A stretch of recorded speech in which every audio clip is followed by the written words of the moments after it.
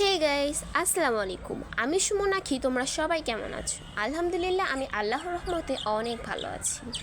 আমি আমার মেজো খালামণির বাসার উদ্দেশ্যে নরসিংদী এসেছি। বিকেলে ঘোরাঘুরির জন্য বের হয়ে আমি যা যা দেখতে পেলাম তা তোমাদেরকে এই আজকের ব্লগে দেখাবো। প্রথমেই দেখতে পেলাম ভেড়ার কিউট বেবিদেরকে। ওদের মাথায় হাত বুলিয়ে দেওয়া শেষে আর একটু সামনে এগোতেই খেয়াল করলাম অনেক বেশি আওয়াজ হচ্ছে। জানতে পারলাম এটা নাকি কাপড়ের মিল। এখানে নতুন কাপড় তৈরি হয়। এই প্রথম আমি আমার নিজ চোখে কাপড়ের মিল দেখলাম। আরও সামনে যেতেই দেখতে পেলাম নরসিংদীর ঈদগাহ মাঠ। এখানে ঈদের সালাত আদায় করা হয়। এরপরেই দেখতে পেলাম ইট ভাটা, যেখানে নতুন ইট তৈরি করা হয়। আরও দেখতে পেলাম সরিষা ফুল, যেটা দেখতে অনেক ভালো লাগছে। দেন দেখতে পেলাম একটা কিউট দেখতে বেবি হেন।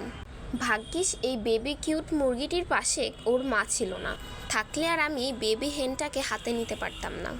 সরু মেঠো পথ দিয়ে হাঁটার সময় একটা গরুকে দেখতে পেলাম। দেখো আমাদেরকে কিভাবে তাকাচ্ছে। দেন সামনে যেতে দেখতে পেলাম বালু ভরা মাঠ। এদিক ওদিক না তাকিয়ে লিখে ফেললাম আমার নাম। ভেজা বালিতে আমার নাম লিখতে আমার খুব ভালো লাগছে। এখানে যেন কক্সবাজারের ফিলিংস, কিন্তু এখানে নেই কোনো পানি, আছে শুধু ভেজা বালি। বৃষ্টিতে ভেজা বালিতে হাঁটতে খুব ভালো লাগছিল। দেন আবারও সামনে যাওয়া শুরু করলাম। এবার তো সবুজ ঘাসগুলোর উপরে থাকা ফড়িং আমার হাতে এসে বসলো। ঘোরাঘুরি শেষে বাড়ি যাওয়ার পথে দেখতে পেলাম একটি বাড়ির সামনে অনেক সুন্দর ফুল গাছ। ফুল শোভা পায় গাছে, হাতে নয়। তাই আমি ফুল না ছিঁড়ে বাসায় চলে আসলাম। আজকের মতো এখানেই শেষ। আল্লাহ হাফিজ সবাইকে।